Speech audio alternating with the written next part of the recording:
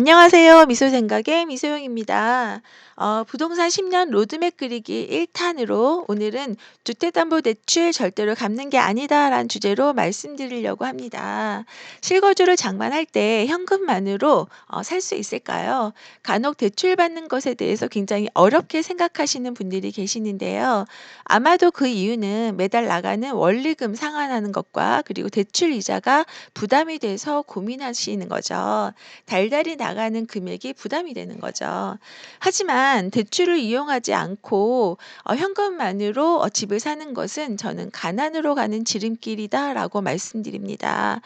대출을 이용해서 자산 증식을 하게 되면은 얼마나 차이가 나는지 한번 말씀드려 볼게요. 인플레이션이라는 말을 좀 들어보셨나요? 인플레이션은 물가 상승이 지속적으로 올라가는 현상이에요. 물가가 지속적으로 상승을 하게 되면 경제의 불안 요인이 되죠. 그래서 화폐 가치는 하락하고 부동산 같은 실물 자산은 가치는 좀 상승하게 됩니다. 만약 물가 상승률보다 월급이나 소득이 늘지 않고 있으면 급여나 월급 받는 사람들은 불안해하게 되죠. 그래서 열심히 저축을 해도 금리가 낮기 때문에 저축하지 않고 부동산 투기로 몰리는 현상들이 많이 나타나요. 그 예로 보게 되면 요 기사에서도 보듯이 "자산 인플레이션 시대가 이미 왔다."라는 기사 제목에 보게 되면 대출을 이나 전세를 끼고 집을 사서 재미 본 사람과 그렇지 못한 사람의 자산 증식은 굉장히 다르다란 내용으로 쓰여져 있어요.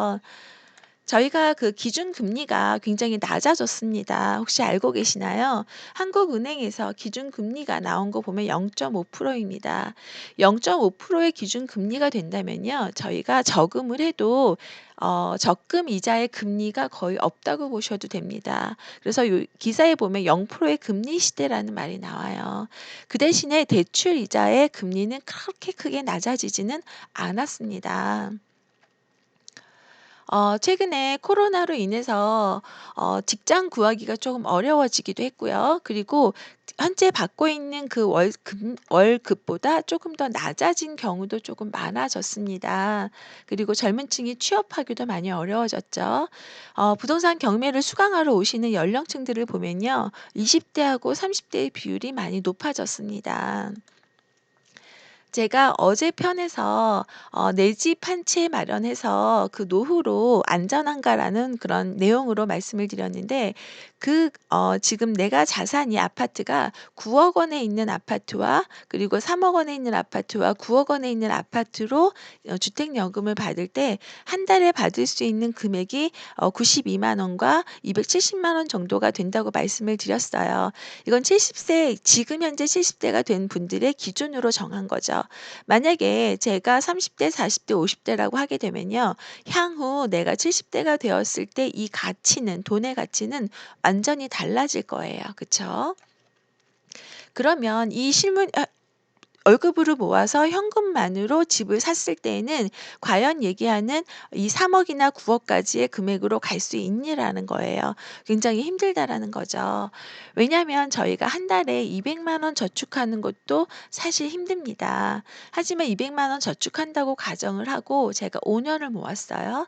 5 년을 모아서 1억 2천만 원을 만들었다고 가정을 해 볼게요. 그러면 제가 1억 2천만 원으로 주택을 실거주할 집을 사려고 했을 때 어디에 집이 있을까요? 서울에 1억 2천만 원으로 살 수 있을까요? 아마도 원룸이라든가 아주 오래된 다세대라든가 뭐 요런 아파트가 아닌 그런 주택으로 갈 가능성이 있고요. 경기권에 가도 1억 2천만 원으로는 다세대 정도 좀 살 수 있겠죠. 오래된 거가 가능해요. 그리고 지방으로 가면은 1억 2천만 원으로 살 수 있습니다. 하지만 오래된 구축일 가능성이 높아요. 그러면 내가 실거주할 집을 마련할 때는 1억 2천만 원으로 과연 살 수 있겠냐라는 거예요. 그러면 저희가 대출이라는 지렛대를 이용했을 때를 한번 비교해 볼게요. 요 표는 저희가 지역마다 대출 LTV라고 그래서 아파트의 가격 대비해서 대출을 받을 수 있는 율이에요. 그러면 제가 인제 뭐 이상은 좀 힘드니까 1억 2천만 원으로 내가 살 수 있는 아파트의 규모를 약 3억 원이라고 가정을 해 볼게요. 그러면 70%를 받는다고 하게 되면은 이런 지방으로 갈 수 있을 거예요. 조정 대상 외 지역이라고 하게 되면은 지방을 얘기합니다. 그리고 60%를 받는다 그러면 경기권까지 올 수 있어요. 제가 무주택이나 1주택 정도 갖고 있다 그러면 60% 가능하면은 1억 8천만 원까지 대출을 받을 수 있고요. 제가 서울에 그래도 서울 인서울을 해야겠다라고 해서 하게 되면 서민 기준으로 50%까지 가능해요. 40%까지 내려가게 되면 금액은 더 작아지겠지요. 이렇게 대출을 받는다고 가정을 했을 때 그래도 현실적으로 가능한 것이 60%를 받았을 때 제 현금과 플러스하게 되면 3억 원으로 가능하겠죠. 그래서 이 3억 원을 기준으로 한번 계산을 해 보겠습니다. 제가 대출 가능한 금액을 3억 원에 60% 해서 1억 8천만 원을 받는다고 가정을 해 보겠습니다. 그렇게 되면 원리금 상환하고 대출 이자가 있는데요. 원리금은 10년, 5년 이렇게 빨리 상환하는 게 아니에요. 그렇게 상환하게 되면 갚아 나가야 될 금액이 너무나 커집니다. 그래서 보통 장기로 갑니다. 그래서 30년 원리금 상환으로 하게 되면은 12개월 곱하기 30년 하게 돼서 360개월이 나오죠. 1억 8천만 원 나누기 360개월 하게 되면은 원리금만 약 50만 원 정도가 됩니다. 그리고 이 대출 이자는 1억 8천만 원 곱하기 3% 나누기 12개월 하게 되면은 월 나가는 금액이 약 45만 원 정도가 됩니다. 그러면 이 두 가지를 합치게 되면은 한 달에 한 95만 원에서 100만 원 정도가 달달이 내가 실거주하면서 내야 되는 금액이라고 대가라고 생각하시면 돼요. 이 금액이 부담이 되냐 안 되냐는 이제 개인에 따라 조금 다르겠죠. 그리고 제가 인제 이 상태에서 원래 200만 원을 200만 원을 저축을 해서 모은 5년 동안에 모은 금액으로 내가 대출을 받아서 3억 원의 집을 사는 거잖아요. 그러면 이 이후에 100만 원은 이 내가 살면서의 거기에 대한 대가로 이용을 하고 그리고 남은 월 100만 원을 적금을 붓는 거예요. 5년 동안 향후 5년 동안 살면서 모으게 되면 한 6천만 원 정도를 추가로 모을 수가 있겠죠. 그래서 내가 실거주로 5년 동안에 3억 원의 아파트를 살 경우 부동산 가격이 얼마나 상승할까 보게 되면 가격이 상승하지 않을 수도 있지만 물가 상승률을 대비했을 때 기본 10% 정도는 오르지 않을까 생각해 봅니다. 그러면 내가 10%와 20%, 30% 올랐을 때를 가정했을 때요. 중간 가격을 한번 생각을 해 볼게요. 그러면 내가 한 달에 대출 원리금 상환을 50%에서 6개월 했을 때 원리금을 갚아 나가는 거는 3천만 원이에요. 그리고 달달이 내가 100만 원으로 60개월 해서 6천만 원을 벌었다고 저축을 했다고 가정을 해 볼게요. 그리고 내가 부동산의 가격 상승은 3억 6천만 원이 되는 거예요. 20%가 상승을 해서. 그리고 대출금은 1억 8천만 원 중에서 3천만 원을 갚은 거예요. 그렇게 되면은 1억 5천만 원만 갚게 되면 내가 지금 현재로 자산의 현금 자산의 가치는 2억 1천만 원 정도가 된다라고 볼 수 있겠죠. 그러면 내 2억 1천만 원과 저축해서 모은 6천만 원을 합하게 되면은 실거주하면서 나의 자산 증식은 자산 현금 자산은 2억 7천만 원 정도가 된다고 봐요. 그러면 내가 실제로 이 부동산의 지렛대를 이용하지 않고 한 달에 달달이 200만 원씩 10년을 모았다고 가정을 해 볼게요. 그럼 2억 4천만 원이 되죠. 이 2억 4천만 원을 모으는 동안에 일부는 전세로 살거나 월세로 살거나 이렇게 됐겠죠. 그래서 다른 내 집이 아닌 남의 집에 살면서 모은 금액이 2억 4천만 원과 내 집에서 편안하게 생활을 하면서 만든 2억 7천만 원의 가치는 돈의 차이가 크게 없어 보이지만 실거주의 만족도의 차이는 완전히 달라집니다. 만약에 내가 30%가 올랐다고 가정을 해 볼게요. 그러면 내가 현재 갖고 있는 금액은 20%대와 다르게 3억 원 정도가 됩니다. 그럼 가격 차이가 조금 더 커지게 되겠죠. 이걸 기준으로 해서 내가 인제 아파트를 구입하려고 해요. 현금으로 2억 4천만 원으로 또 아파트를 구입하는 경우와 내가 현금 3억 원으로 생긴 것을 대출을 이용을 해서 6억 원의 아파트를 사는 경우와 완전히 다르겠죠. 저희가 실거주를 할 때에는 해당 가능하면 그 지역에서 비싼 아파트, 대장 아파트에서 사는 것이 좋습니다. 삶의 만족도가 완전히 다르기 때문이에요. 그리고 가격의 상승폭도 완전히 달라집니다. 어 여기 지금 기사가 어제 인제 그 응용했던 기사에도 나왔는데요. 이 기사에서 지금 보시게 되면 기간에 따라 상승률이 달라진다고 제가 말씀을 드렸죠. 근데 부동산 상승을 30%로 가정한 이유가 요게 지금 2013 년부터 2017년 사이 4년 5년 사이에도 지금 29%가 상승을 했고 그 이후에는 더 많은 상승률이 있었습니다. 그래서 30% 정도 자산 증식한다라는 거는 크게 무리가 되지 않죠.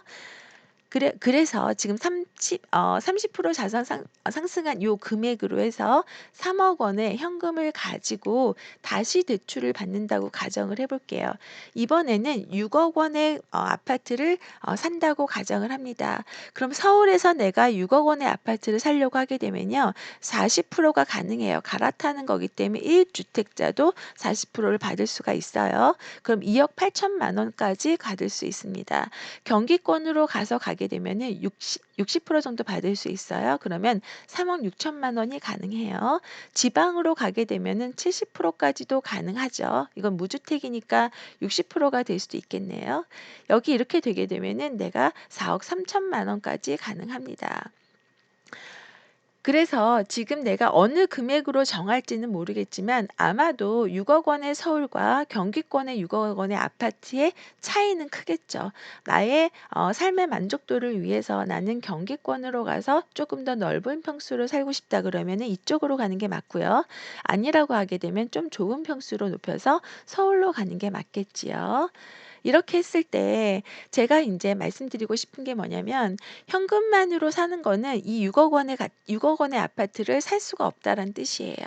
그리고 인플레이션으로 인해서 돈의 가치는 가면 갈수록 떨어집니다. 그리고 갚아 나가야 하는 금액을 견딜 수만 있다면 대출은 갚는 게 아니에요. 갚는 게 아니라 이용하는 거예요. 한 번씩 갈아탈 때 이용하면 좋습니다.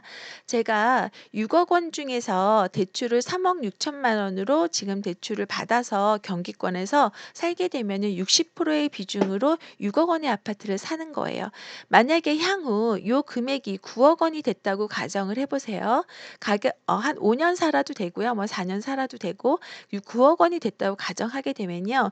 내가 받았던 대출금 3억 6천만 원은 40%로 비율이 떨어집니다.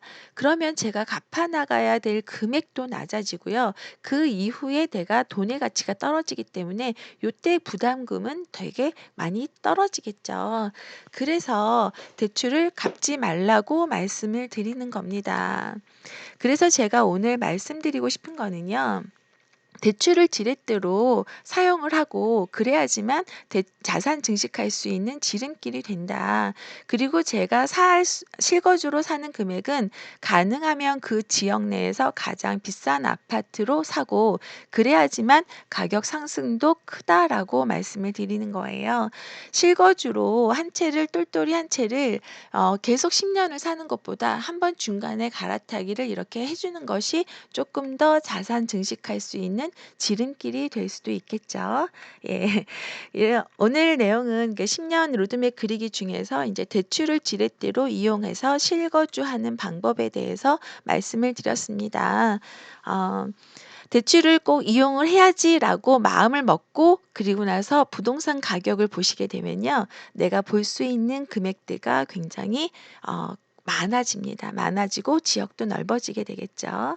예. 오늘 인제 내용이 괜찮으셨다면요. 좋아요, 구독하기, 알림 설정 부탁드립니다. 내일은 또 다른 내용으로 2 탄으로 찾아뵙겠습니다.